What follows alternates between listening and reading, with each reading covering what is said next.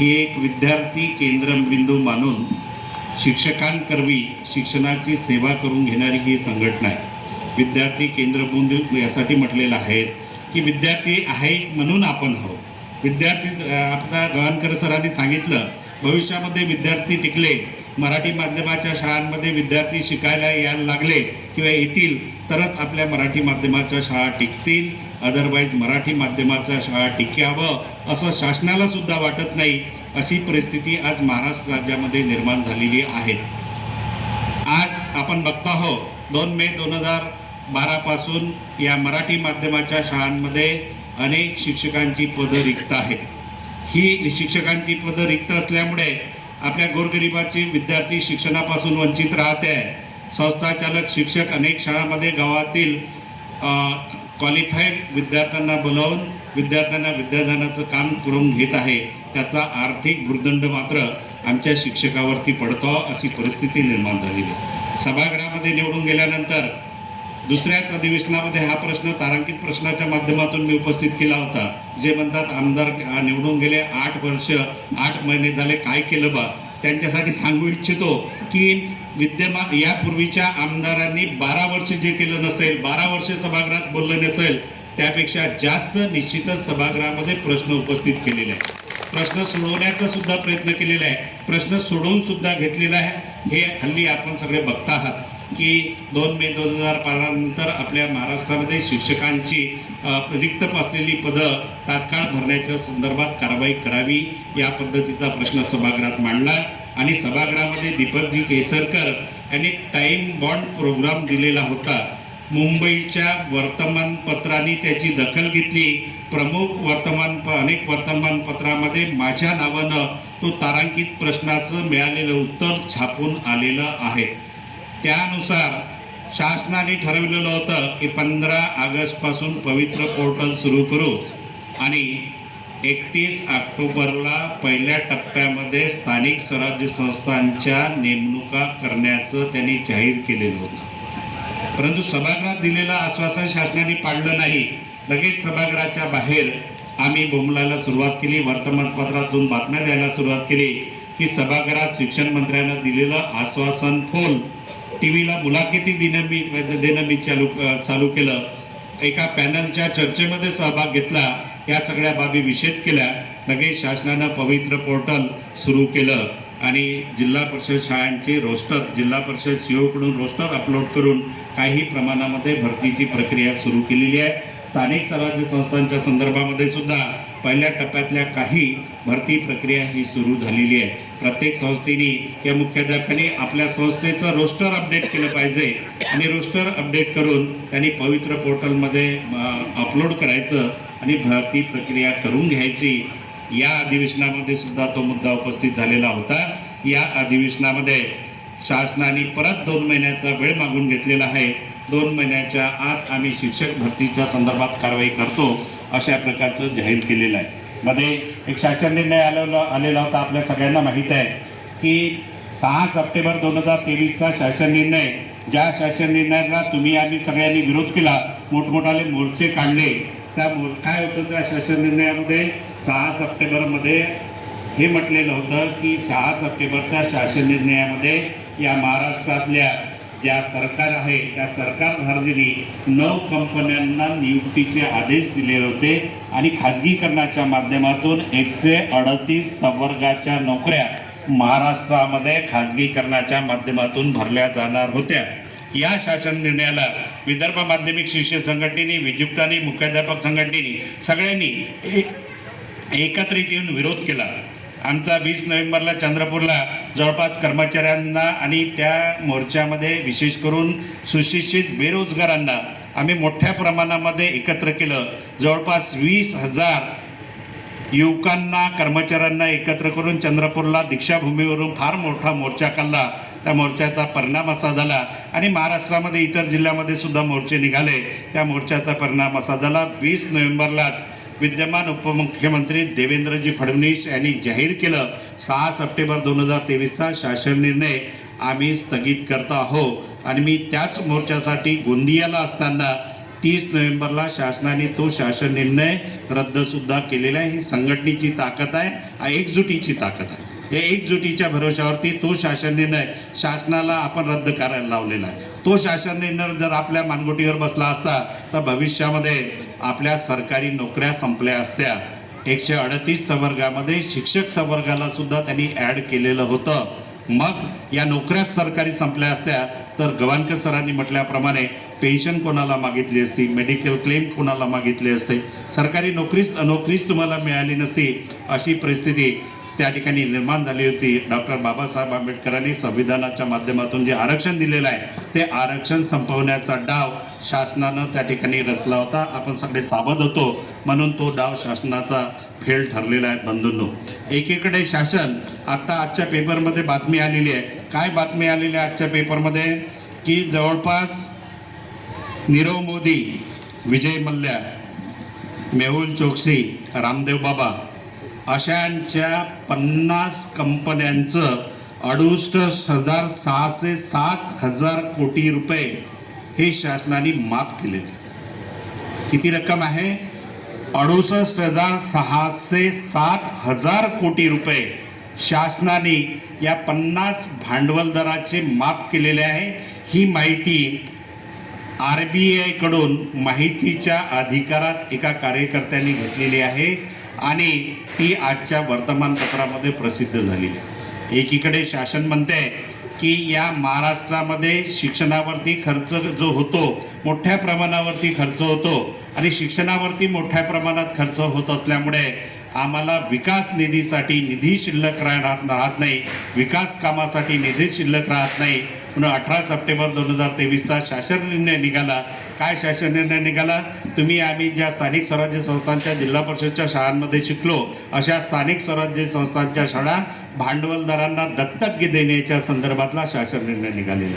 जे एकीकडे तुम्ही भांडवलदारांचं कर्ज माफ करता, म्हणजे कर्ज बुडवणाऱ्यांचं कर्ज त्या ठिकाणी माफ करता आणि शिक्षणावरती जास्त निधी खर्च होतो म्हणून या आमच्या शाळा भांडवलदारांना कवडीमोल किमतीमध्ये विकण्याचा सपाटा या महाराष्ट्रामध्ये सुरू केलेला आहे. भांडवलदारांनी शाळा घेतली, लगेच त्या गौतमी पाटीलला त्या शाळेमध्ये आणायचं, नाचवायचं. हे धंदेसुद्धा या सुसंस्कृत महाराष्ट्राला न शोभणारे धंदे शाळांमध्ये गौतमी पाटीलसारखा डान्स त्या ठिकाणी होताना आपल्याला दिसते. ही फार मोठी शोकांतिक आहे. आमच्या कर्मचाऱ्यांना आम्ही पेन्शन मिळाली पाहिजे यासाठी भांडतो. कर्मचाऱ्यांना पेन्शन देण्याचं बाजूला ठेवून कर्ज बुडव्यांचं कर्ज माफ करते आहे. हे आपण सहन करणार का? किती दिवस सहन करणार आहे या बाबी? याच्यासाठी सुद्धा आपण सगळ्यांनी सजग राहायला पाहिजे. पेन्शन मिळावी, आपण मुवमेंट राबवली की होट फॉर OPS, गुरु सर आहे, होट फॉर OPS आपण मुवमेंट राबवतो. 3 राज्य भरमसाठ मताने ती जिंकून आली. आपली मुवमेंट तिथं सुद्धा राबवली. म्हणजे बाय बॅलेट होट्समध्ये 90-95% आमच्या कर्मचाऱ्यांनी विद्यमान सरकारच्या विरोधामध्ये, विद्यमान सरकारच्या म्हणजे काँग्रेस म्हणजे BJPच्या विरोधात मतदान केलेलं आहे 95%. परंतु तिथं सुद्धा त्यांचीच सरकार आलेली आहे. म्हणजे एकीकडे म्हणजे आता राजकारणावर बोलत नाही मी, जाऊ द्या, परंतु वोट फॉर OPS मुवमेंट ही आपण राबवली पाहिजे, यशस्वी केली पाहिजे. निश्चितच आपल्याला तिथं न्याय मिळेल. बंधूंनो, या ठिकाणी दुसरा एक शासन निर्णय काढलेला आहे. कोणता शासन निर्णय? परिपत्र काढलेलं आहे. म्हणजे या सगळ्या मुद्द्यावरती मी सभागृहात यावेळेस तारांकित प्रश्नाच्या माध्यमातून प्रश्न उपस्थित केले होते. 6 सप्टेंबर 2023 खाजगीकरणाच्या माध्यमातून नोकऱ्या, 18 सप्टेंबर 2023 शाळा दत्तक योजना, त्याच्यानंतर 21 सप्टेंबर 2023 तो आहे समूह शाळा योजना. जे 20 फुटाच्या कमी संख्या अशा असेल तर त्या शाळा बंद करण्याचं धोरण शासनानं अवलंबलेलं होतं. हे तिन्ही तारांकित प्रश्न उपस्थित केलेले होते. त्या तिन्ही तारांकित प्रश्नाला मला चर्चेला आले नाही, पण त्याचं उत्तर आलेलं आहे. पहिल्या प्रश्नाचं उत्तर आलं की हा शासन निर्णय आम्ही रद्द केलेला आहे. दुसऱ्या प्रश्नाचं उत्तर आलं की अजून याची अंमलबजावणी होणे शासनाकडे प्रस्ताव पाठवण्यात आलेला आहे. तिसऱ्या प्रश्नाचं सुद्धा उत्तर आलं की अजून याची अंमलबजावणी नाही, आम्ही विकास आराखडा तयार करून तो शासनाकडे पाठवलेला आहे, अजून याच्यावरती निर्णय झालेला नाही. अशा प्रकारचं शासनाचं उत्तर आलेलं आहे. निश्चितच जेव्हा केव्हा असे चुकीचे निर्णय येत असेल त्याला आपण सगळ्यांनी कळाळून विरोध केला पाहिजे. निश्चितच आपण विरोध करू. पेन्शनच्या संदर्भामध्ये तुम्हाला सगळ्यांना माहीत आहे. काय माहीत आहे? माहीत आहे सगळं. पेन्शन कोणाला भेटणार नाही, कोणाला भेटत आहे, काय सगळं माहीत आहे. त्याच्यावर काही बोलत नाही. परंतु ही जी मुवमेंट सुरू झालेली आहे 8-10 वर्षामध्ये, या मुवमेंटने पीक पॉईंटवरती आपण आलेलो आहोत. जे शासन 27 डिसेंबर 2022ला म्हणत होतं सभागृहामध्ये हिवाळी अधिवेशनामध्ये, या राज्यातील कर्मचाऱ्यांना जुनी पेन्शन योजना दिल्यास हे राज्य दिवाळखोरीमध्ये निघेल, हे राज्य दिवाळखोरीमध्ये निघेल म्हणणारं शासन आता 12 डिसेंबरला नागपूरला भव्य दिव्य आपण मोर्चा काढला. त्या मोर्चाचं फलित हे आहे की सभागृहामध्ये दोन्ही विद्यमान उपमुख्यमंत्री बोलले, जे देऊ शकत नव्हते म्हणणारे आज पेन्शनच्या संदर्भामध्ये आम्ही सकारात्मक आहोत. देवेंद्रजी फडणवीस आणि अजितदादा दोन्ही त्या ठिकाणी होते आणि कॉमेंट्स करताना या इतक्या मुद्द्यावर तर आम्ही 2 उमेदवार हारलो म्हणे. म्हणजे नागपूर आणि चंद्रपूर, देवेंद्रजीचं वाक्य आहे सभागृहामधलं, या एका मुद्द्यावर तर आम्ही निवडणूक हारलो म्हणे. अशा प्रकारे जे देऊच शकत नाही म्हणणाऱ्यांनी देण्याच्या संदर्भात सकारात्मकता दाखवलेली आहे. अजितदादा बोलले, काय बोलले अजितदादा? की विधानसभेच्या निवडणुकीपूर्वी राज्यातील कर्मचाऱ्यांना पेन्शन देण्याच्या संदर्भात आम्ही निर्णय घेऊ. म्हणजे तुम्ही निवडणूक टार्गेट ठेवून, निवडणुकीला समोर ठेवून आमच्या कर्मचाऱ्यांना पेन्शन देणार का? आमची मागणी आहे की बजेट अधिवेशनाच्या अगोदर पेन्शन देण्याच्या संदर्भात निर्णय घ्यावा. 20 मार्च 2023 ते 14 मार्च 2023 ते 20 मार्च 2023 दरम्यान आपण बेमुदत संप केला. त्या संपाच्या माध्यमातून बक्षी आणि इतर सदस्यांना घेऊन शासनानं कमिटी नेमली. त्या कमिटीचा अहवाल शासनाकडे आला. शासनाने तोच अहवाल सभागृहात ठेवावा आणि निर्णय घ्यावा अशा प्रकारची मागणी असताना त्यांनी उत्तर दिलं की या संदर्भामध्ये सविस्तर आम्ही अभ्यास करून काय पेन्शन देता येतील त्या दृष्टीनं आम्ही विचार करू आणि निश्चितच पेन्शन देण्याच्या दृष्टीनं पॉझिटिव्ह राहू अशा प्रकारचं त्यांनी उत्तर दिलेलं आहे. आणि आम्हाला सुद्धा शाश्वती आहे की या 8-10 महिन्यामध्ये शासनाला पेन्शन देण्याच्या संदर्भातला विचार करावाच लागणार आहे. जे आपल्याला ऑफ द रेकॉर्ड सांगतो, काय देणार आहे तो नंतरचा भाग आहे, परंतु ऑफ द रेकॉर्ड सांगतो की आपण रिटायर्ड झाल्यानंतर जे 1 लाख पगार घेत असाल तर 50% पेन्शन मिळते. त्याच्यामध्ये थोडंफार कमी करून आपल्याला देण्याचे चान्सेस आहे. परंतु हे सरकार मात्र, महाराष्ट्र सरकार स्वतंत्र निर्णय घेणार नाही. याचा अहवाल पाठवून शासनाकडे केंद्र शासनाकडे पाठवतील आणि त्यांना लागू करायचं झालं तर निवड महाराष्ट्रातच लागू केल्यानं जमणार नाही. त्यांचं सरकार ज्या ज्या राज्यामध्ये आहे त्या राज्यांमध्ये सुद्धा त्यांना लागू करावं लागेल. परंतु मी सांगतो, जोपर्यंत आमच्या कर्मचाऱ्यांना जुनी पेन्शन योजना मिळणार नाही तर तुम्हालाही स्तब्ध बसायचं नाही, मला सुद्धा तुम्ही स्तब्ध बसू देऊ नका. या सगळ्या इव्हेंटमध्ये मी हिरिरीनं भाग घेतो. या भारतामध्ये रामलीला मैदानावरती दिल्लीला फार मोठं 1 ऑक्टोबर 2023ला फार मोठं आंदोलन झालं. त्या आंदोलनामध्ये महाराष्ट्रामधून 288 विधानसभा सदस्यांपैकी आणि 78 विधान परिषद सदस्यांपैकी तुमचा हक्काचा एकमेव प्रतिनिधी दिल्लीच्या आंदोलनामध्ये हजर होतो. 10,000 कर्मचारी त्या ठिकाणी आंदोलनासाठी आलेले होते. म्हणजे महाराष्ट्रातल्या मीडियानी किंवा भारतातल्या मीडियानी त्याची दखल घेतली नाही, परंतु BBC लंडनवरून मात्र त्या आंदोलनाची दखल घेण्यात आलेली होती, बातमी प्रसिद्ध झालेली होती. आज एवढा असंतोष या भारतामध्ये पसरलेला आहे. महाराष्ट्रामधलं असंतोष किती आहे आपण त्या दिवशी पाहिलेलं आहे. त्या दिवशी प्रत्यक्ष आम्ही त्या ठिकाणी सुद्धा होतो. सभागृहात जी चर्चा झाली ती मी सांगितलेली आहे. दुसरा मुद्दा, 1 नोव्हेंबर 2005 पूर्वी लागलेल्यांच्या संदर्भामध्ये काही लोकांनी, आता माझी सवय आहे, मला चापलुसी करणं जमत नाही, माझी सवय आहे कोणत्या मंत्र्याच्या घरी जाणं, त्याच्या हातपाय जोडणं आणि पाया लागणं, ते कामं करून गेलं. डायगॉने सरांचा जसा स्वभाव होता त्याच पद्धतीनं माझं सुद्धा जे काही आहे ते सभागृहामध्ये बोलायचं, पाठपुरावा करायचा, आंदोलनाच्या माध्यमातून समस्या मार्गी लावण्याचा प्रयत्न करायचा, हा माझा स्वभाव आलेला आहे. परंतु काही आता माझ्यासोबतच निवडून गेलेले सभागृहात एक शब्द बोलत नाही, सभागृहात एक शब्द, व्हॉट्सअपच्या बातम्या मात्र देण्यामध्ये पटायचं. व्हॉट्सअपच्या बातम्या लोकांना, जी सामान्य लोक प्रवाहामध्ये त्यांना वाटते, अरे हे तर व्हॉट्सअपवर हाच आमदार मांडून राहिलेला आहे, आपला आमदार काही करत नाही का?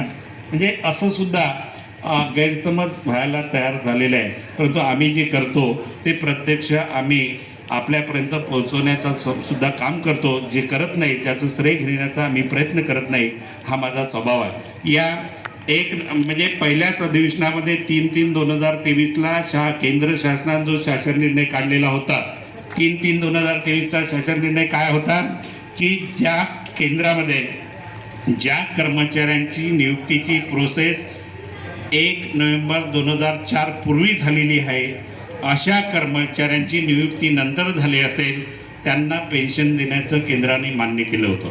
या संदर्भामध्ये सुद्धा सभागृहात चर्चा झाली. त्याच्यानंतर आपल्याला काही कर्मचारी कोर्टामध्ये गेले, उच्च न्यायालयामध्ये गेले. आपले वितेश खांडेकर राज्याचे अध्यक्ष आहे, त्याच पद्धतीची त्यांची नियुक्ती आहे. त्या संदर्भामध्ये हायकोर्टानं निर्णय दिला की या कर्मचाऱ्यांना पेन्शन लागू करावी आणि त्या कर्मचाऱ्याच्या संदर्भामध्ये 1 नोव्हेंबर 2005 पूर्वी प्रोसेस झाली, परंतु नियुक्ती मात्र 1 नोव्हेंबर 2005 नंतर झालेली आहे. अशा राज्य कर्मचाऱ्यांना जुनी पेन्शन देण्याचा परवाच्या कॅबिनेटमध्ये निर्णय झालेला आहे. परंतु काही आमच्या लोकप्रतिनिधींनी त्या ठिकाणी म्हटलं की या संदर्भामध्ये 1 नोव्हेंबर 2005 पूर्वी नियुक्त शिक्षकांना सुद्धा जुनी पेन्शन योजना लागू होणार आहे. त्याच्यामध्ये संभ्रम निर्माण झालेला होता आणि संभ्रम यासाठी निर्माण झाला, विद्यमान उपमुख्यमंत्र्यांनी सभागृहात विधान परिषदेमध्ये उत्तर देताना या प्रश्नाला म्हटलं होतं की हा लाभ 26,000 कर्मचाऱ्यांना मिळणार आहे. 26,000 कर्मचारी म्हणजे कोणते? 1 नोव्हेंबर 2005 नंतर 100% अनुदानाचा टप्पा आला असेल अशा कर्मचाऱ्याला गृहीत धरलं तर 26,000चा आकडा तो होतो. परंतु मुख्यमंत्र्यांना सभागृहामध्ये चुकीची मागणी दिली. हा जो कॅबिनेटचा निर्णय आहे हार्डली 2-3 हजार कर्मचाऱ्यांना तो लागू होणार आहे, राज्य कर्मचाऱ्यांनाच लागू होणार आहे.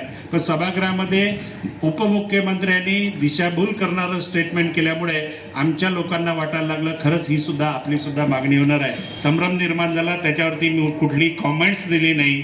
परंतु दुसऱ्या दिवशी मात्र आता राज्याचे जे मुख्य सचिव झालेले आहे मुख्यमंत्र्याचे रागीर असं काहीतरी आडनाव आहे त्यांना, त्यांच्याकडे जाऊन लगेच मी दुसऱ्या दिवशी भेट दिली, निवेदन दिलं की यामध्ये या कर्मचाऱ्यांना सुद्धा ॲड करावं. परंतु त्यांनी स्पष्ट सांगितलं की सर म्हणे हा निर्णय फक्त हायकोर्टाने जो निर्णय दिलेला आहे, हायकोर्टाने दिलेल्या निर्णयाच्या अनुषंगाने ती चर्चा आहे आणि शासन निर्णय निघेल त्यावेळेस 100% सांगतो म्हणे की राज्य कर्मचाऱ्यांना त्याचं बेनिफिट मिळणार आहे आणि तसंच झालेलं आहे. आपली मागणी आहे की त्या संदर्भामध्ये का इतर डिपार्टमेंटमध्ये अंशतः अनुदानितवालं मॅटर नाही आहे, फक्त शालेय शिक्षण विभागामध्येच अंशतः अनुदानितवालं मॅटर आहे. आणि या संदर्भामध्ये अपडेट असे आहे की आपण हायकोर्टामध्ये ही केस हारलो होतो. सुप्रीम कोर्टामध्ये प्रदीप महाले आणि बंडू आंड्रे यांच्या नावानं सुप्रीम कोर्टामध्ये ही केस सुरू आहे. 10 जानेवारी ही अंतिम तारीख त्याची पडलेली आहे. 10 जानेवारीला जयश्री सातपुते म्हणून सुप्रीम कोर्टामध्ये वकील आहे, ती माझ्या नेहमी या संदर्भामध्ये कॉन्टॅक्टमध्ये राहते. पॉझिटिव्ह निर्णय येतील. जसा या कर्मचाऱ्यांना न्याय मिळाला तसाच त्या कर्मचाऱ्यांना सुद्धा न्याय मिळतील, या कर्मचाऱ्यांना सुद्धा न्याय मिळतील ही आपल्याला अपेक्षा आहे. आणि ही मागणी आपण जोपर्यंत मंजूर होत नाही, सर्व कर्मचाऱ्यांना जुनी पेन्शन योजना मिळाली पाहिजे. 1 नोव्हेंबर 2005 पूर्वी लागलेले जे कर्मचारी आहे त्यांच्यावरती तो अन्याय झालेला आहे, त्यांच्यावरती खऱ्या अन्याय झालेला आहे. कारण का त्यांच्या रूल्स अँड रेग्युलेशन ऑर्डरमध्ये जुनी पेन्शनला पात्र कर्मचाऱ्याचा उल्लेख आहे, म्हणून त्यांनी ती नोकरी स्वीकारली. आणि सासऱ्याला सुद्धा वाटलं की माझा जावई हा जुन्या पेन्शनला पात्र आहे, म्हणून त्याला पोरगीसुद्धा त्यावेळेस मिळाली असते. परंतु हा सासरा पस्तावत असेल की हा निर्णय किती वर्षांनी काढला शासनाने? 29 नोव्हेंबर 2010ला शासनानं शासन निर्णय काढला. त्यावेळेस आदरणीय डायगावणे सरांची टर्म संपली होती आणि नुकतेच आपले विद्यमान माजी आमदार गानार साहेब निवडून आलेले होते. सरांची टर्म संपली आणि ते सुद्धा नव्यानंच गेले होते. त्यावेळेस तो शासन निर्णय काढला. म्हणजे अख्ख्या 5 वर्षानंतर या लोकांवरती शासनानं फार मोठा अन्याय केलेला आहे. 1 नोव्हेंबर 2005 नंतर लागले. त्यांना माहीतच होतं की आपण नवीन पेन्शनमध्ये आहो बा, त्यांना मिळाली पाहिजे. तर यांच्यावरचा अन्याय त्यांची ही मागणी आहे. म्हणून या सगळ्या कर्मचाऱ्यांना जुनी पेन्शन योजना ही काळाची गरज आहे. त्या सेवा आपल्याला स्तब्ध बसायचं नाही. आणि या निवडणुकीमध्ये सुद्धा नागपूर विभाग शिक्षक मतदारसंघामध्ये जी निवडणूक झाली त्या निवडणुकीमध्ये या महाराष्ट्रातल्या जवळपास 34 संघटना आणि महाराष्ट्राची जुनी पेन्शन संघटनेने पुरस्कृत करून या 34 संघटनाचा पाठिंबा, महाविकास आघाडीचं समर्थन हे सगळं एकत्र येऊन आपण निवडणूक लढलो आणि महाराष्ट्रामध्ये इतिहास झाला. विक्रमी मतानं त्या ठिकाणी निवडून इथं आलेलं आहे. परंतु काय झालं, निवडून आल्यानंतर या 34 संघटना आणि बाकीच्यांना न्याय देता देता मात्र तारांबळ होते. या 34 संघटनांचे प्रश्न हे वेगवेगळे आहेत. जे या सगळ्यांचे प्रश्न संघटनांनी आहे वेगळे, काही प्रश्न सामूहिक आहे पण काही प्रश्न मात्र वेगवेगळे आहे. त्या सर्व घटकांना न्याय देण्याचं कामसुद्धा मी या ठिकाणी करतो आहो. जर सिनियर कॉलेज असेल तर सिनियर कॉलेजच्या समस्या ह्या वेगळ्या आहे. सिनियर कॉलेजची सभा घ्यायची असेल तर त्यांची जॉईंट रजिस्ट्रारकडे डायरेक्टरकडे सभा घ्यावी लागते, ती सुद्धा आपण सभा घेतलेली आहे. जिल्हा परिषदेचे शिक्षक असेल किंवा आश्रमशाळाचे शिक्षक असेल, आदिवासी आश्रमशाळाचे शिक्षक असेल, समाज कल्याणचे असेल किंवा आपल्या ITIचे शिक्षक असेल, MCVCचे शिक्षक असेल, या सगळ्या शिक्षकांच्या ज्या कॉमन समस्या त्या समस्यांना वाचा फोडण्याचं काम केलेलं आहे. आणि या नागपूर विभागामध्ये नव्हे तर विदर्भामध्ये जवळपास 12-13 अशा मोठ्या मोठ्या सभा घेतल्या, ज्या सभेला 300-400 शिक्षक त्या ठिकाणी उपस्थित राहत होते आणि त्याचा रेकॉर्डसुद्धा झालेला आहे. चंद्रपूरची सभा 1 वाजता सुरू केली तर रात्री 8:45 वाजता संपली. तोपर्यंत CO, EO, primary EO, CAFO सगळे अधिकारी त्या ठिकाणी उपस्थित होते. या पद्धतीनं सामूहिक समस्येला सभागृहामध्ये सामूहिक वैयक्तिक स्वरूपाच्या समस्या असेल तर अधिकाऱ्याकडे बैठका घेऊन सोडवण्याचा आम्ही सपाटा लावलेला. निश्चितच समस्या सोडवण्यासाठी आम्ही कुठेही कमी पडणार नाही. कालचंच मी उदाहरण सांगतो. परवाला DPDC मीटिंग होती वर्ध्याला. चंद्रपूरचे 2 कार्यक्रम करून वर्धेला गेलो, DPDC मीटिंग केली. रात्री नागपूरला जाऊन मुक्काम केला. नागपूरला 2 कार्यक्रम केले, परत वर्धेला आलो, वर्धेला 2 कार्यक्रम केले, परत चंद्रपूरला आलो, रात्री 11 वाजेपर्यंत 2 कार्यक्रम केले. म्हणजे ज्या शिक्षकांनी विश्वास ठेवून सभागृहात पाठवलेला आहे त्या विश्वासाला तडा जाऊ नये या पद्धतीनं मी काम करतो आहो. जे आपण ज्यांना मला निवडून दिले, ज्यांनी मला निवडून दिले त्यांचा विश्वासघात होणार नाही याची पूर्ण मला या ठिकाणी दक्षता घ्यायची आहे. सरांनी म्हटल्याप्रमाणे 10, 20, 30 आश्वासित प्रगती योजना केव्हा आली आपल्याकडे? केंद्रीय कर्मचाऱ्यांना, राज्य कर्मचाऱ्यांना ही योजना लागू झालेली आहे.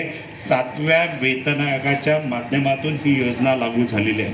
केंद्रीय कर्मचाऱ्यांना मिळणारा वेतन आयोग जसाच्या तसा राज्य कर्मचाऱ्यांना मिळावा या भानगडीमध्ये 2 सप्टेंबर 1989 पासून त्रिस्तरीय वेतन श्रेणी लागू झाली. त्रिस्तरीय वेतन श्रेणीच्या माध्यमातून आपल्याला वरिष्ठ श्रेणी आणि निवड श्रेणी तेव्हापासून लागू झालेली आहे. हे का आपल्या बोकांडीभूत बसलं? जसाच्या तसा वेतन आयोग लागू झाला पाहिजे, जसाच्या तसाच्या भानगडीमध्ये त्रिस्तरीय वेतन श्रेणी आपल्याला लागू झालेली आहे. त्रिस्तरीय वेतन श्रेणीमधली निवड श्रेणीच्या संदर्भातली जी अट आहे, प्रशिक्षण आहे, त्याच्यानंतर 20%च्या पात्र लोकांना ते दिली जाणार आहे. ह्या ज्या अटी आहे त्या वेतन आयोगातून आलेल्या अटी आहे. आमची मागणी आहे की तुम्ही आम्हाला आमचं वरिष्ठ श्रेणी, निवड श्रेणी यापूर्वीच्या वेतन आयोगातल्या टर्म्स कंडिशन आहे त्या रद्द करा. कारण 7वा वेतन आयोग आलेला आहे. 7व्या वेतन आयोगामध्ये जे 10, 20, 30 आश्वासित प्रगती योजना लागू झाली आहे आणि महाराष्ट्रामधल्या फक्त शिक्षक संवर्गाला सोडून स्थानिक स्वराज्य संस्थांचे असो, नगर परिषदचे असो, अनुदानित खाजगी शाळांचे शिक्षकांना सोडून इतर राज्यातील कर्मचाऱ्यांना ती योजना लागू करण्यात आलेली आहे. त्याच धर्तीवरती महाराष्ट्रातल्या सर्व शिक्षकांना ही योजना लागू करावी. या संदर्भामध्ये दुसऱ्या अधिवेशनामध्ये सुद्धा तारांकित प्रश्नाच्या माध्यमातून प्रश्न उपस्थित केला होता. या हिवाळी अधिवेशनामध्ये सुद्धा उपस्थित केलेला होता. तर या हिवाळी अधिवेशनामध्ये काय चाललं सगळ्यांना माहीत आहे. मराठा आरक्षण सोडून बाकी काही झालंच नाही. मराठा आरक्षण सोडून बाकी काही झालंच नाही. अनेक प्रश्न अजेंड्यावरती आले पण चर्चेला आले नाही. त्याच्यामुळे याच्यावरती चर्चा होऊ शकली नाही. जेव्हा जेव्हा चर्चा झाली तेव्हा हिरिरीनं भाग घेऊन आम्ही त्या ठिकाणी केलेल्या आहे. सरांनी सांगितल्याप्रमाणे याच्यावरती एक कमिटीसुद्धा नेमली होती. काय कमिटीचं? सम्यक कमिटी, बरोबर आहे ना? केसरकरजी त्याच कमिटीचे अध्यक्ष होते. विद्यमान शिक्षण मंत्री 10, 20, 30 देण्याच्या संदर्भात जी कमिटी नेमली होती त्या कमिटीचे अध्यक्ष दीपकजी केसरकरच होते. त्यांनी शासनाकडे अहवाल टाकला आणि काय झालं तुम्हाला माहीत आहे? काय झालं? हा? काय झालं, मुंबई गुवाहाटी गोवा काय झालं का नाही? आणि ते सगळं बारगडलं. म्हणजे तो अहवाल कुठे गेला सर, आजच्या घडीला तो अहवाल कुठं आहे काय काही पता नाही. जे विद्यमान शिक्षण मंत्री असताना त्यांनी केलेला अहवाल असेल तर त्यांचं सरकार आहे, त्यांनी सरकारबरोबर ती रास्त मागणी रेटून धरली पाहिजे. आम्ही बोमलता आंदोलनाच्या माध्यमातून मागणी करता, आम्हाला 10, 20, 30ची योजना लागू करा. ही योजना लागू झाली तर तुम्हाला प्रशिक्षणाची गरज नाही पडणार, बाकीच्या गोष्टीची गरज पडणार नाही, 20% गरज पडणार नाही. म्हणून आम्हाला 10, 20, 30 आश्वासित प्रगती योजना लागू करावी, ही मागणी आपली त्या ठिकाणी राहणार आहे. शिक्षकांना देण्यात येणारे अवांतर कामाच्या संदर्भामध्ये फार अनियमित आहे. आता निपुण भारत सर्वेक्षणाच्या माध्यमातून विदर्भ माध्यमिक शिक्षक मंडळाने याच्यावरती बहिष्कार टाकलेला आहे. प्रायमरी शिक्षक संघटनांनी बहिष्कार टाकलेला आहे. तरी पण शासन दबाव तंत्राचा वापर करून कर्मचाऱ्यांकडून ही कामं करून घेण्याचा प्रयत्न करते आहे. सालंकर सर आहे का, वर्धेला त्या ईओनी काय केलं होतं, काही शिक्षकांना निलंबित करण्याच्या संदर्भामध्ये शोकास दिला होता. आपण त्याच्यावरती तुटून पडलो आणि केलेली कारवाई त्याला तात्काळ रद्द करायला लावलेली. केलेली कारवाई, कारण का हा इच्छेचा भाग आहे, कंपल्सरी करू शकत नाही. कारण म्हणजे सुप्रीम कोर्टानं दिलेल्या निर्णयानुसार निवडणूक आणि जनगणना हे दोनच बाबी आहे त्या शिक्षकांना करणं कंपल्सरी आहे. इतर बाबी येत असेल तर शिक्षकांनी ती कामं केलीच पाहिजे, हे आपल्याला बंधन करणे हा आधार आहे. पण शासनसुद्धा त्या संदर्भामध्ये आग्रह करताना दिसतं. आमच्या चंद्रपूरला एकदा काय झालं होतं, कोणाच्या घरी संडास आहे आणि कोण बाहेर जातात लोटा घेऊन, म्हणून त्याचं सर्वेक्षण करा. म्हणजे आमच्या गुरुजी लोकांना पांदीवरती जाऊन उभं राहायचं का त्या ठिकाणी? म्हणजे कोण बाहेर जाते हे पाहायचं असेल तर त्या पांदीवरती जाऊन उभं राहिलं. अशा प्रकारचे कामं जिल्हा परिषद म्हणजे नगर परिषदेनं आमच्या शिक्षकांसमोर लागले होते. जशी मला माहिती मिळेल त्यावेळेस आमदारनं तो लगेच विदाऊट इंटिमेशन महानगरपालिकेच्या समोर नेऊन आंदोलन लावलं आणि तात्काळ त्यांनी घेतलेले निर्णय ते आम्ही रद्द करायला लावलेले आहेत. ही संघटनेची ताकद आहे. अशा पद्धतीनं शाळाबाह्य कामंसुद्धा आपल्यावरती खूप सारे लादल्या जात आहे. पहिले शिकवायला शिक्षक नाही आणि अशा परिस्थितीमध्ये आपल्यावरती फार मोठा अन्याय होताना दिसते आहे. 15 जुलै 2007चा शासन निर्णय रद्द करणे. काय आहे 15 जुलै 2007चा शासन निर्णय? 15 जुलै 2007 पूर्वी स्थानिक स्तरावरून PLE अधीक्षकाच्या माध्यमातून थकबाकीची देय अदा केली जात होती.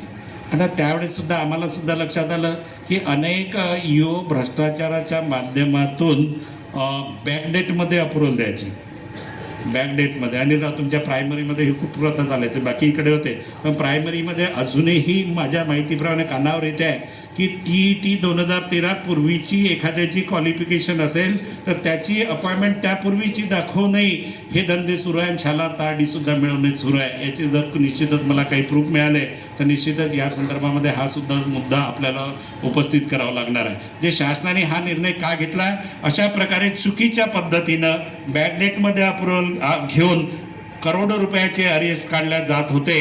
ही बाब शासनाच्या निदर्शनास आल्यामुळे शासनाने तो 15 जुलै 2017चा शासन निर्णय काढला आणि त्याच्यामध्ये म्हटलेलं आहे आर्थिक वर्षाच्या पूर्वीचं देयक असेल तर त्या देयकाला डायरेक्टरची परवानगी घेतल्याशिवाय देयक मंजूर करण्यात येऊ नये. आणि ती देयकं 31 ऑगस्ट 2000 नेक्स्ट इयरच्या 31 ऑगस्टपूर्वी शासनाकडे सादर केली पाहिजे, वन टाईम सादर केली पाहिजे, अशा प्रकारचा तो शासन निर्णय आहे. परंतु याच्यामध्ये आमच्या शिक्षकांची चूक आहे का? तुमचे अधिकारी भ्रष्टाचार करतात, आम्ही भ्रष्टाचार करतो का? तुमचे अधिकारी भ्रष्टाचार करत असेल तर या भ्रष्टाचारी अधिकाऱ्यांना शोधून काढलं पाहिजे, त्यांच्यावरती कारवाई केली पाहिजे. आणि त्याच्यासाठी तुम्ही आम्हाला वेटीस धरता आणि तुमचे 2-2, 3-3 वर्षाचे आमचे एरियर्स हे पेंडिंग ठेवता. या संदर्भामध्ये हा विषय निश्चितच आपण आयुक्ताच्या किंवा डायरेक्टरच्या मीटिंगमध्ये घेऊन या विषयाला आपण चर्चा करू. आश्रमशाळेच्या संदर्भामध्ये जे विषय आहे ते आहेच, सरांनी सांगितलेलं आहे, नो वर्क नो पे, काम नाही वेतन नाही, अतिरिक्त झाले असेल तर त्याला वेतन भेटत नाही. दुसरा मुद्दा त्यांच्या वेळापत्रकाच्या संदर्भामधला विषय आहे.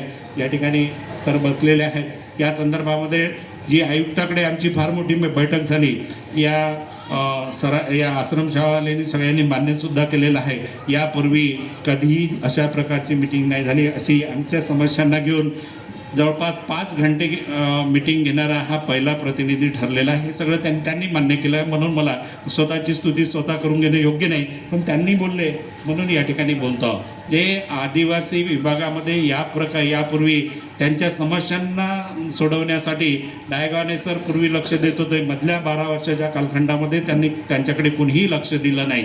परंतु त्या संघटनेने सुद्धा माझ्या उमेदवारीला समर्थन दिलं होतं. नसतं दिलं तरी त्यापूर्वीपासूनच आदिवासी समस्यांना सोडवण्यासाठी मी हात घातलेला होता आणि या समस्यासुद्धा सोडवण्यासाठी निश्चित आपण या ठिकाणी प्रयत्न करू. त्याच्यामध्ये त्यांच्याकडे एक परिपत्रक आलेलं आहे सर. म्हणजे परिपत्रक काय आलं, तुमच्या शाळेचा 10वीचा रिझल्ट 50% कमी लागला असेल तर त्याचे 2 इन्क्रीमेंट थांबवायचे. 80% कमी लागला असेल तर त्याचं 1 इन्क्रीमेंट थांबवायचं. अशा प्रकारचा शासन निर्णय. आज भौगोलिक परिस्थिती आहे, तिथलं वातावरण आहे, बाकीच्या गोष्टी आहे. या बाबीला फक्त शिक्षकच दोषी आहे का? तुम्ही शिक्षकावरतीच कारवाई करता. मग शिक्षकाचं पर्यवेक्षण करणारी जी यंत्रणा आहे तुमच्या शाळा कॉलेजेसमध्ये येते आणि बंद पॉकेट घेऊन जाते, या यंत्रणेवरती का कारवाई करत नाही? या यंत्रणेवरती खऱ्या अर्थाने कारवाई करायला पाहिजे. ज्या अधिकाऱ्याच्या सुपरविजनमध्ये त्या शाळेचा रिझल्ट लागलेला नसेल त्यासाठी निव्वळ शिक्षकांना जबाबदार धरून न धरता ती संपूर्ण यंत्रणा जबाबदार धरून त्यांच्यावरती कारवाई व्हायला पाहिजे. परंतु तसंही होताना दिसत नाही. या सगळ्या बाबीसाठी आमच्या शिक्षकांना वेटीस धरल्या जाते, ही सुद्धा चुकीची बाब आहे. या संदर्भात सुद्धा आदिवासी आयुक्ताकडे जेव्हा मीटिंग होईल त्या मीटिंगमध्ये आणि सभागृहातसुद्धा हे मुद्दे मी सगळे उपस्थित केलेले आहे. सभागृहाच्या माध्यमातून सुद्धा निश्चितच सोडवण्यासाठी प्रयत्न केले जाणार आहे. 6 ते 8ला शिकवणाऱ्या शिक्षकांना पदवीधरची वेतनश्रेणी दिली पाहिजे. आज आपल्याकडे 1/3चा फॉर्म्युला आलेला आहे 1/3मध्ये, आणि पूर्वीपासून 1/3 10चा स्टाफ असेल 3 जणांना पदवीधरांची वेतनश्रेणी दिली जाते. परंतु आजच्या घडीला त्या संदर्भामध्ये सुद्धा जेवढे असेल त्याची क्वालिफिकेशन तुम्ही 6 ते 8 जर BA ठरवली असेल तर त्याला सुद्धा ती वेतनश्रेणी दिली पाहिजे. प्लॅनच्या शाळांच्या संदर्भामध्ये सरांनी सांगितलेलं आहे 1901चं हेड आहे. या दुसऱ्या अधिवेशनामध्ये तारांकित प्रश्न मी उपस्थित केलेला होता. शासनानं तो प्रश्न चर्चेला आला नाही. शासनानं उत्तर दिलेलं आहे त्या ठिकाणी की आदिवासी उपयोजन क्षेत्राचं स्पेशल प्लॅनमध्ये ही शाळा असल्यामुळे आदिवासी विभागाचं स्पेशल प्लॅनची शाळा असल्यामुळे फायनान्सवाले आम्ही त्यांचे निर्णय घेणार नाही. या संदर्भामध्ये आम्ही ते ग्रँट हे आदिवासीला देऊ. आदिवासीवाले ग्रँट मग शालेय शिक्षणाला देतील आणि मग त्यांचे पगार होतील. यांचे वर्षातून 4दाच पगार होतील. यांचे आपली मागणी आहे की तुम्ही प्लॅनमध्ये द्या का नॉन प्लॅनमध्ये द्या, तर दर महिन्याला आम्हाला पगार द्या ना. पण निधीचा प्रवास हा अशा पद्धतीनं होत असल्यामुळे त्या ठिकाणी त्यांनी तो निर्णय घेतला. निर्णय शासन निर्णय आहे की 5 वर्षानंतर प्लॅनचं बिगर प्लॅनमध्ये रूपांतर झालं पाहिजे. सभागृहात जर हा मुद्दा चर्चेला आला असता तर त्या ठिकाणी डिबेट झाली असते आणि डिबेटच्या माध्यमातून प्रश्न सोडवता आला असता आणि निश्चितच आपण त्या ठिकाणी सोडवण्यासाठी प्रयत्न केला असता. टप्पा अनुदान वाढीच्या संदर्भामध्ये काय परिस्थिती आहे हल्ली तुम्हाला माहीत आहे. 20 जुलै 2009ला कायम शब्द वगळला. त्यावेळेस विद्यमान डायगाने सर सभागृहामध्ये होते. पतंगराव कदम शिक्षण मंत्री होते. काही दिवसासाठी शिक्षण मंत्र्याच्या चार्जमध्ये होते. सरांनीच्या माध्यमातून कायम शब्द वगळण्यात आला.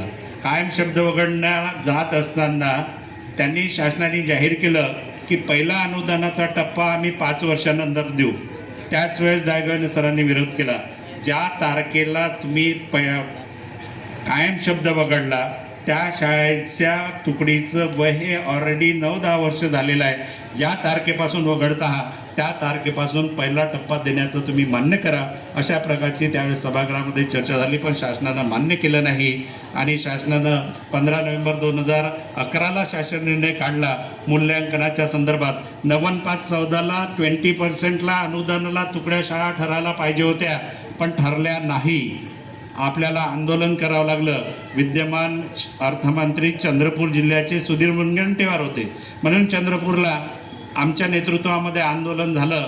5,000 शिक्षक महाराष्ट्रभरातून त्या ठिकाणी एकत्रित झालेलं होतं आणि एकच मागणी होती की आम्हाला टप्पा म्हणजे अनुदान देण्यात यावं. मूल्यांकनास पात्र ठरलेल्या शाळांना अनुदान देण्यात यावं. पण शासनानं अनुदान देण्याच्या संदर्भामध्ये दिरंगाई केली.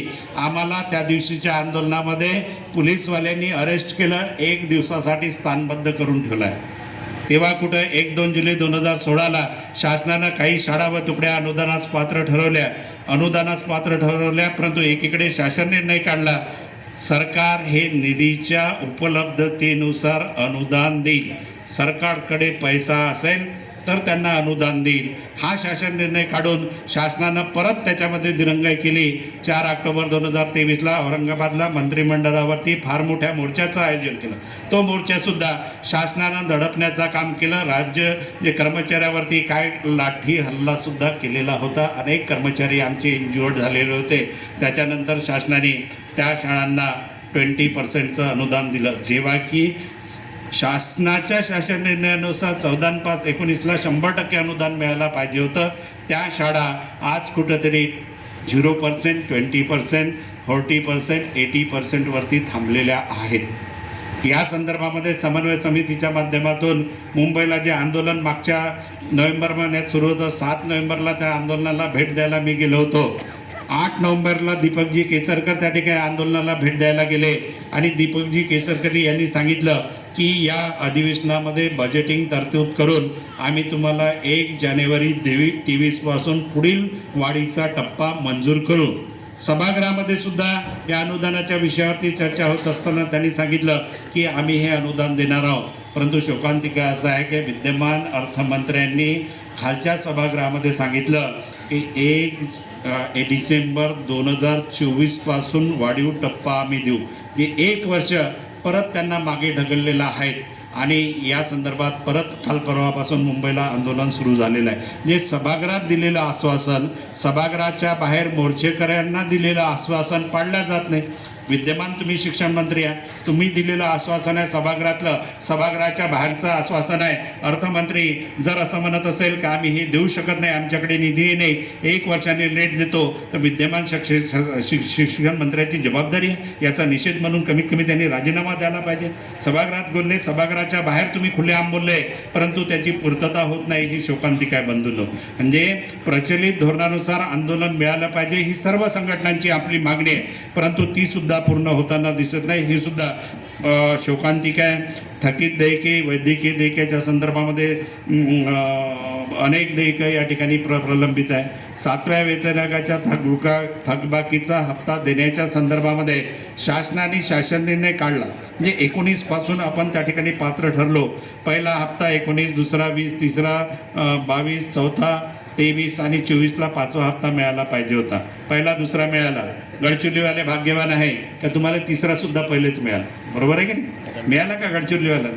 तिसरा हप्ता मिळाला, तुम्ही भाग्यवान आहे. पण ज्या अधिकाऱ्यानं दिला त्याच्यावर शोकास आलेली आहे त्यांना. का दिला म्हणून? कारण शासन निर्णय नव्हता.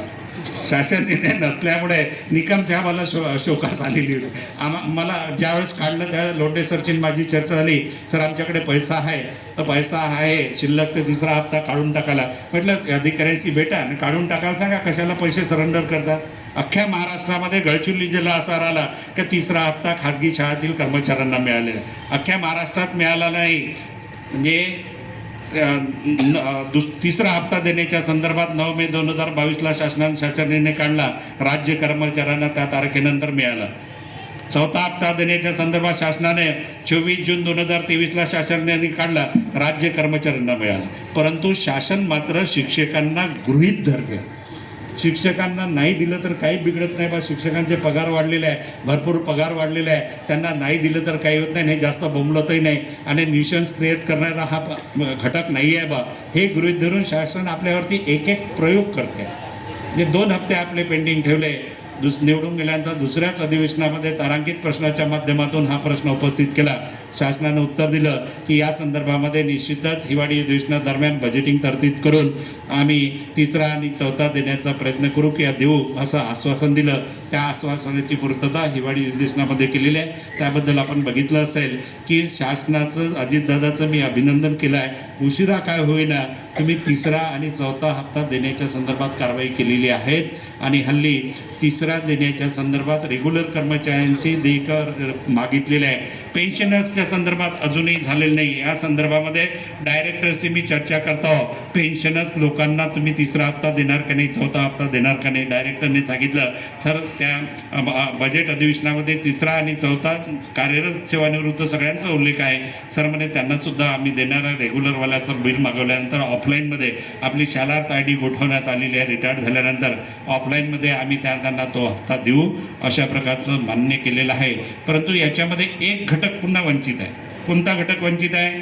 1 नोव्हेंबर 2005 एक अंशतः 100% अनुदान नंतर आले असेल, यांचे GPFचे खाते हसत आहे सोनकुसरे सर, त्याच्यातला तो पीडित आहे, ते सरसुद्धा पीडित आहे, बरोबर आहे. हा घटक अजूनही वंचित आहे. म्हणजे ज्यांना 1 नोव्हेंबर 2005 पूर्वी लागले म्हणून GPFचे खाते अलॉट करण्यात आलं होतं. कारण काय यांना ती योजना केव्हा लागू झाली? 29 नोव्हेंबर 2010ला लागू झाली. या 5 वर्षाच्या कालखंडामध्ये अनेक आमच्या शिक्षकांनी GPFचे खाते काढले होते, परंतु नंतर मात्र शासनाने यांची GPFचे खाते गोठवून टाकले. म्हणजे या कर्मचाऱ्यांचं आज DCPS नाही, या कर्मचाऱ्यांचं NPS नाही. त्यामुळे या कर्मचाऱ्यांचे 7व्या वेतन आयोगाचा 3रा-4था हप्ता थकबाकीचा, 7व्या वेतन आयोगाचे आता 4 हप्ते नगदीनं द्यावे अशा प्रकारची सभागृहामध्ये मी मागणी केली. सभागृहामध्ये चर्चा झाली, डिबेट झाली आणि त्या डिबेटमध्ये दीपकजी केसरकरांना निरुत्तर व्हावं लागलं. एखाद्या आमदाराच्या प्रश्नावरती एखाद्या मंत्र्याला जर निरुत्तर व्हावं असं असेल तर ती त्या मंत्र्याची नामुष्की असते, त्याची बेइज्जत होते. त्या ठिकाणी सभापती मॅडमने हस्तक्षेप केला आणि तो प्रश्न त्याने राखून ठेवून विशिष्ट मीटिंग घेऊन चर्चा करून सोडवावा अशा प्रकारच्या सूचना दिल्या. काय विषय होता? 1 नोव्हेंबर 2005 नंतर लागलेले कर्मचारी नियुक्ती दिनांक त्यांची विचारात घेऊन 1 नोव्हेंबर 2005 नंतरची नियुक्ती दिनांक टाकल्याशिवाय त्यांचं NPS DCPSचं खातं जनरेट होत नाही, म्हणून त्या कर्मचाऱ्याचा दोष देऊन तुम्ही थकबाकीचे हप्ते देणार नाही का, अशा प्रकारचा प्रश्न होता. दीपकजी केसरकरांनी सांगितलं खातं काढलं नाही हा त्यांचा दोष आहे म्हणून त्यांना देणार नाही. मी स्पष्ट करून दिलं, खातं काढलं नाही हा कर्मचाऱ्याचा दोष नाही आहे, तुमच्या सॉफ्टवेअरचा दोष आहे आणि सॉफ्टवेअरचा दोष असल्यामुळे आमचे कर्मचारी हे खातं काढू शकले नाही, म्हणून ते थकबाकीचे हप्ते घेण्यासाठी पात्र आहे. अशा प्रकारची डिबेट झाली आणि शासनानं माहिती मागितलेली आहे. या संदर्भामध्ये असे किती कर्मचारी आहेत याचं सर्व जिल्ह्याच्या पेनिटकडून त्यांनी माहिती मागितलेली आहे. एकदा दोनदा माहिती मागवण्यातच चाललेली आहे, परंतु निश्चितच त्या मागणीला धरूनसुद्धा आपल्याला पाठपुरावा करावा लागणार आहे. बंधूंनो, सरांनी गडचिरोली जिल्ह्याच्या संदर्भामध्ये महत्त्वाचा मुद्दा मांडला. लोंढे सरांनी रास्त मागणी म्हणजे पुण्या मुंबईच्या अधिकाऱ्यांना गडचिरोली चंद्रपूर जिल्ह्यात येऊन त्यांनी काम करावं म्हणून त्यांना तो इन्सेंटिव्ह म्हणून 15% भत्ता आणि तुम्ही काय देता त्याला एक्स्ट्रा पदोन्नती आणि वाढीव गरबाडे भत्ता देता. मग या विभागामध्ये काम करणारे हल्लीचे कर्मचारी आहेत, त्यांच्या जीवाला धोका नाही का? त्यांच्याही जीवाला धोका आहे. धोका असल्यामुळे त्या सर्व कर्मचाऱ्यांना एक्स्ट्रा पदोन्नती आणि वाढीव घरफाडा भत्ता द्यावं यासाठी यापूर्वी आपण आंदोलन केले. चंद्रपूर जिल्ह्यामध्ये आमरण उपोषण केलं. अनेक शिक्षकांना आमच्या कैलास भोयर सर आहे का त्याच्यात आंदोलनकर्त्यामध्ये आहे, तुम्ही ॲडमिट झाले होते दवाखान्यामध्ये. म्हणजे अशा अनेक कार्यकर्त्यांना दवाखान्यामध्ये ॲडमिट केलं, तेव्हा कुठं आपल्याला 15% भत्ता झाला. हे संघटनेचे जे नाही अगदी खरं आहे. त्याच्यातला दुसरा पार्ट आहे एकस्तर पदोन्नती. एकस्तर पदोन्नती याचा अर्थ असा होता की गडचिरोली जिल्ह्यात एखादी अधिकारी आला तर डायरेक्ट त्याला वरिष्ठ श्रेणीचे लाभ मिळतात. जे मूळ नियुक्तीच्या एक स्टेपवरचे त्याला लाभ मिळतात. 12 वर्षाची नोकरी होतात, लगेच त्याला 12 वर्षेपर्यंत वरिष्ठ श्रेणीचे लाभ मिळतात.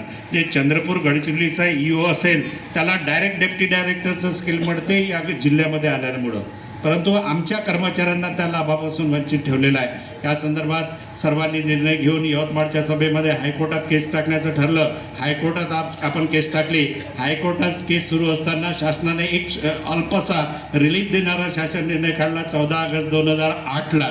14 ऑगस्ट 2008ला शासनाचा निर्णय असा आहे की जे कर्मचारी की ज्या संस्थांच्या शाळा या नॅक्सलाइड एरियात आहे, नॅक्सलाइड एरियाच्या बाहेरसुद्धा आहे, जो कर्मचारी बदलीस पात्र आहे अशा कर्मचाऱ्यांना एकस्तर पदोन्नतीचा लाभ देण्याच्या संदर्भामध्ये 14 ऑगस्ट 2008ला शासनानं शासन निर्णय काढला. तर सरांनी सुद्धा मान्य केलं की तो शासन निर्णय काय होता मला सुद्धा कळलं नाही सर म्हणे त्यावेळेस. परंतु या शासन निर्णयाच्या संदर्भामध्ये डायगाने सरांच्या नेतृत्वामध्ये 29 जुलै 2011ला नागपूरला असं आंदोलन आम्ही केलं की जोपर्यंत त्या शासन निर्णयाची अंमलबजावणी होत नाही तोपर्यंत आम्ही इथून उठणार नाही.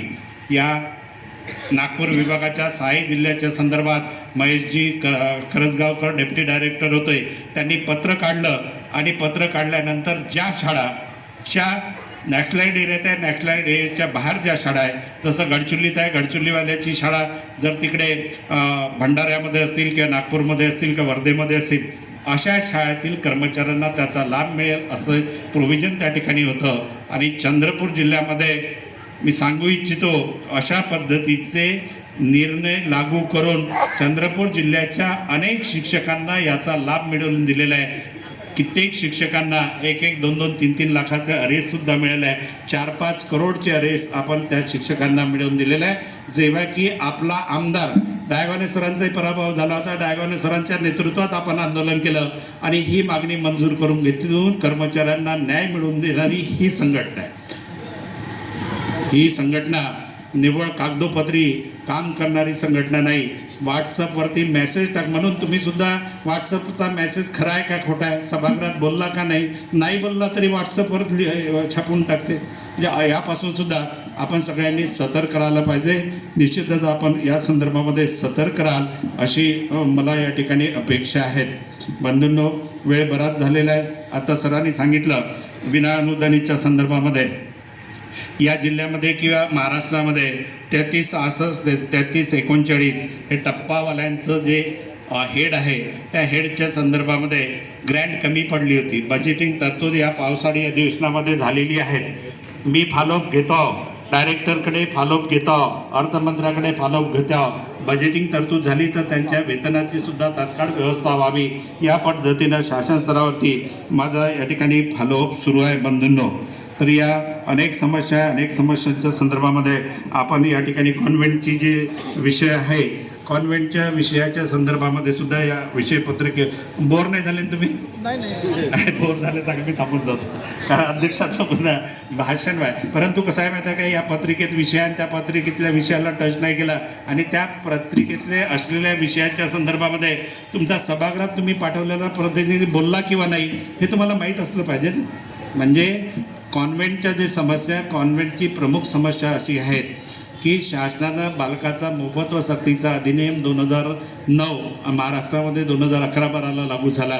तेव्हापासनं खाजगी अनुदानित म्हणजे खाजगी विना अनुदानित इंग्रजी माध्यमाच्या शाळांमध्ये गोरगरिबाच्या 20% विद्यार्थ्यांना शासनाने त्यांची फीस देण्याचं मान्य करून त्यांना ॲडमिशन्स कंपल्सरी केलेलं आहे. हे सगळ्यांना माहीत आहे. शासन म्हणजे एकीकडे बघा, कोणाची मागणी नसताना ते बिचारे गोरगरिबाचे पोरं मराठी माध्यमाच्या शाळामध्ये शिकायचे, ते पोरं आपले काढले, आपले इकडे तुकड्या तुटायला लागल्या आणि त्या पोराले कुठं नेलं? इंग्रजी माध्यमामध्ये नेलं. बरोबर आहे. आता इंग्रजी माध्यमात नेलं तर इंग्रजी माध्यमात नेल्यानंतर त्यांची जी सुविधा आहे, त्यांचं जे शुल्क आहे देण्याचं शासनाने मान्य केलं, दरवर्षी त्यांचं शुल्क दिलं पाहिजे. बरोबर आहे की नाही? ही केंद्र शासन आणि राज्य शासनाची संयुक्त योजना आहे. त्या योजनेचं बजेट आहे 800 करोडचं. 800 करोडच्या बजेटमध्ये 600 करोड हे केंद्र शासनाने द्यायचं, म्हणजे 60% केंद्राने द्यायचं, 40% राज्यांनी द्यायचं. अशा प्रकारची ती योजना 800 करोडची आहे.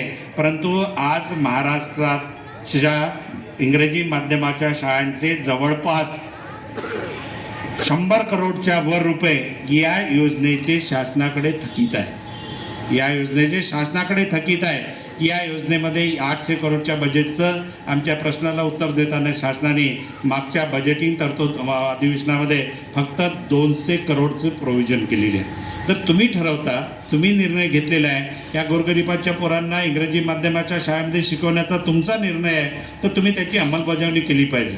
कॉन्व्हेंटच्या शिक्षकांनी, संस्थाचालकांनी मध्ये नोटीस दिली तर तुम्ही आमचे पैसे देत नसाल तर आम्ही या विद्यार्थ्यांना पैसे म्हणजे ॲडमिशन्स देणार नाही, अशा प्रकारचं त्यांनी आंदोलनाच्या माध्यमातून पवित्रा घेतला. तेव्हा कुठं काही प्रमाणामध्ये त्यांना रिलीफ मिळाला आहे, परंतु करोडो रुपये त्यांचे शासनाकडे प्रलंबित आहे. या संदर्भामध्ये सुद्धा पहिल्या अधिवेशनापासून मी सभागृहामध्ये ही मागणी मांडायला सुरुवात केलेली आहे. निश्चितच या मागणीच्या संदर्भामध्ये सुद्धा मी प्रयत्न करेन.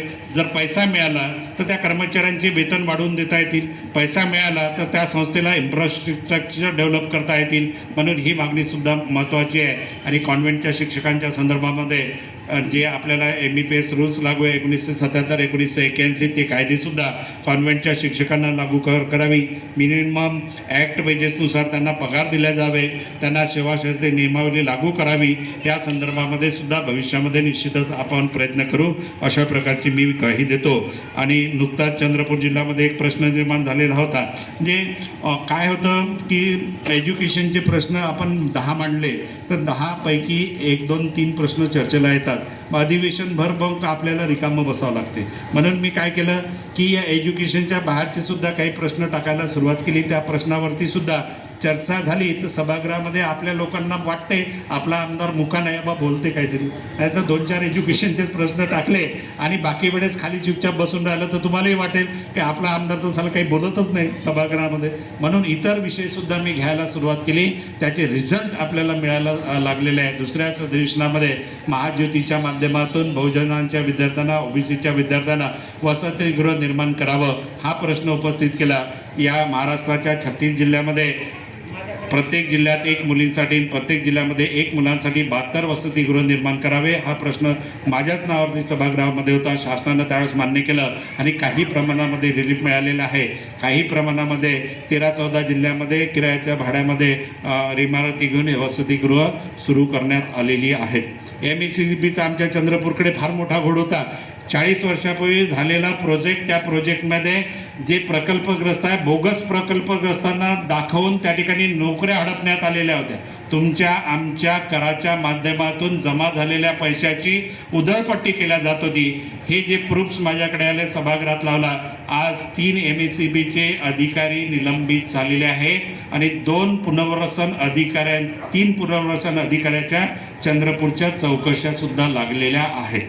असे या निमित्त होत असेल याच्यामध्ये सुद्धा आपण लक्ष ते त्या एका प्रकरणात आईचा जन्म 1970चा, तिच्या पोराचा जन्म 1975, 5 वर्षात पोरगं होते का? ते काय असे सुद्धा प्रश्न मी त्या ठिकाणी घेतले. तुमच्या माहितीसाठी सांगतो, चंद्रपूर जिल्ह्यामध्ये खूप मोठी सैनिक शाळा निर्माण झालेली आहे. या महाराष्ट्रामध्ये 1 नंबरची सैनिक शाळा. आपण तुम्ही कधी गेलात त्या सैनिक शाळेला भेट द्या. महाराष्ट्रातील गोरगरिबाच्या विद्यार्थ्यांना त्या सैनिक शाळेमध्ये प्रवेश दिला जातो कॉम्पिटिटिव्ह एक्झामच्या माध्यमातून. शासनानं संपूर्ण जबाबदारी त्यांची शासनानं घेतलेली होती, पण 2019 पासून शासनानं त्याच्या निधीचं प्रोव्हिजन केलेलं नव्हतं. त्या गोरगरीब पालकांना, मोलमजुरी करणाऱ्या पालकांना कुठून तरी कर्जबाजारी होऊन 1 2 3 वर्षाची त्यांनी फीज भरली, पण त्याची फी भरण्याची आता कंडिशनच नव्हती. कर्ज परतफेडीची कंडिशन नव्हती. प्रशासनानं त्या विद्यार्थ्यांना दिवाळीनंतर गेटच्या बाहेर ठेवलं होतं, आतमध्ये प्रवेशसुद्धा दिला नाही. ही मागणी समस्या माझ्यासमोर आल्यानंतर मी पत्रव्यवहार केला, लगेच तारांकित प्रश्न उपस्थित केला आणि मुख्यमंत्र्याकडे हे खातं होतं. त्या प्रश्नावर चर्चा होत असताना लगेच ती मागणी मंजूर झाली. 3 दिवसामध्ये त्यांच्या संदर्भातला शासन निर्णयसुद्धा निघालेला आहे. म्हणजे सभागृहाच्या बाहेर खूप प्रयत्न करून प्रश्न सुटत नाही, पण सभागृहामध्ये विविध आयुधाच्या माध्यमातून प्रश्न उपस्थित केले तर ते सुटल्याशिवाय राहत नाही. याचासुद्धा मला अनुभव आलेला. तो अनुभव डायगावणे सरांनी अनेकदा सभागृहात घेतलेल्या अनेक मागण्या आपल्या मंजूर करून घेतलेल्या आहेत. म्हणजे ही आहे आपण निवडून दिलेल्या प्रतिनिधीची, विदर्भ माध्यमिक संघटनेच्या प्रतिनिधीची कामगिरी. म्हणून तुम्ही इथून गेल्यानंतर तुम्ही कोणाला म्हटलं उमेदवार काय करते, घरी झोपला आहे का, त्यांना सांगायचं वर्षभरात केलेले इव्हेंट्स, वर्षभरात 3 सभागृहामध्ये मांडलेल्या समस्या कोणत्या मांडल्या, चर्चेला कोणते आले नाही आले. यावेळेसचं जे अधिवेशन होणार आहे चंद्रपूरला 3 आणि 4 तारखेला आम्ही बुकलेट छापणार आहोत. त्या बुकलेटमध्ये सविस्तर डाटा हा आम्ही प्रसिद्ध करणार आहोत. तुमच्या प्रतिनिधींनी वर्षभरामध्ये काय केलं, तुमच्या प्रतिनिधींनी वर्षभरात काय केलं, उजेड पडला सभागृहामध्ये, बरोबर आहे की नाही, हे सगळं आम्ही छापणार आहोत. म्हणून तुम्हाला आवाहन करतो, 3 आणि 4 तारखेला चंद्रपूरला होणारं जे प्रांतीयचं अधिवेशन आहे त्या अधिवेशनामध्ये व्यासपीठावर बसलेले मॅक्झिमम निमंत्रित राहणार आहे. आणि मला या निवडणुकीमध्ये ज्या 34 संघटनांनी समर्थन दिलं त्या 34 संघटनांच्या पदाधिकाऱ्याचं, राज्यस्तरावरचे असेल तर राज्यस्तरावरचे, जिल्ह्याचे असेल तर जिल्ह्याचे, त्यांच्या अध्यक्ष सचिवांचा आम्ही सन्मान करणार आहोत की आम्हाला तुम्ही जे सहकार्य केलं बा त्या सहकार्याची कुठेतरी अल्पशी परतफेड करण्याचा आम्ही प्रयत्न करणार आहोत. पहिल्या दिवशी आमसभासुद्धा होणार आहे. पहिल्या दिवशी समस्येवरती चर्चा होणार आहे.